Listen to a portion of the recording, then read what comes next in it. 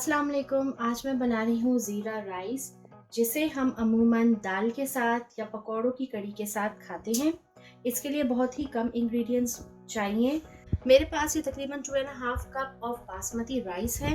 आप इसको वॉश करके आधा घंटा सोक कर दें पानी में। फिर मेरे पास ये कुछ जवे हैं लहसुन के, हमें इनको इस तरीके से काट लेना है। साथ ही मेरे पास है 1 टेबलस्पून के करीब सफ़ेद जीरा और साथ ही मेरे पास हैं ये कुछ लौंगे यानी क्लोव्स और एक टुकड़ा दालचीनी का। अब हम रेसिपी को स्टार्ट करते हैं। सबसे पहले मैंने इसमें तकरीबन 2 टेबलस्पून के करीब कुकिंग ऑयल ऐड किया है और अब मैं इसमें तकरीबन 1 टेबलस्पून के करीब गार्लिक ऐड कर रही हूँ। मैंने ये लहसुन के जवों को इस तरीके से काट लिया है। लहसुन को हम तेल में हल्का सा फ्राई करेंगे। जब आपको इसकी हल्की हल्की खुशबू आने लगे तो आप इसमें साबुत जीरा ऐड करेंगे। ये देखिए मेरे पास तकरीबन 1 टेबलस्पून के करीब जीरा है, मैंने ऐड कर दिया।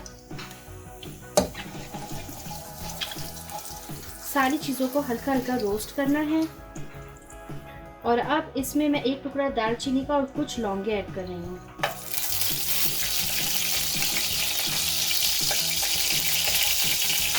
अब ये सारी चीज़ों को मैंने जल्दी जल्दी हल्का सा रोस्ट कर लिया है। अब हमें फ्लेम बिल्कुल हल्की कर देनी है। जो चावल मैंने सोक किए हैं मैं सबसे पहले उसका पानी ऐड कर रही हूँ और फिर सारे राइस को ऐड कर दूँगी।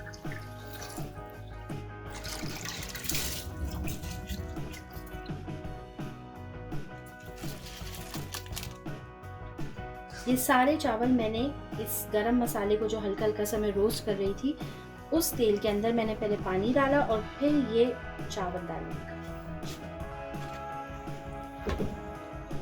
अगर आप चाहें इसमें 1 कप के करीब थोड़ा और पानी ऐड कर लें।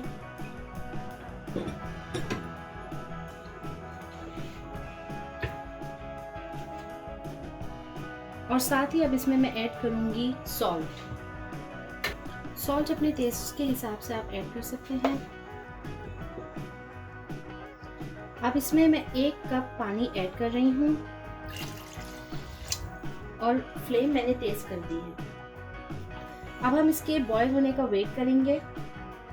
1 कप पानी ऐड करने के बाद तेज फ्लेम में चावलों को थोड़ी देर के लिए बॉयल किया था।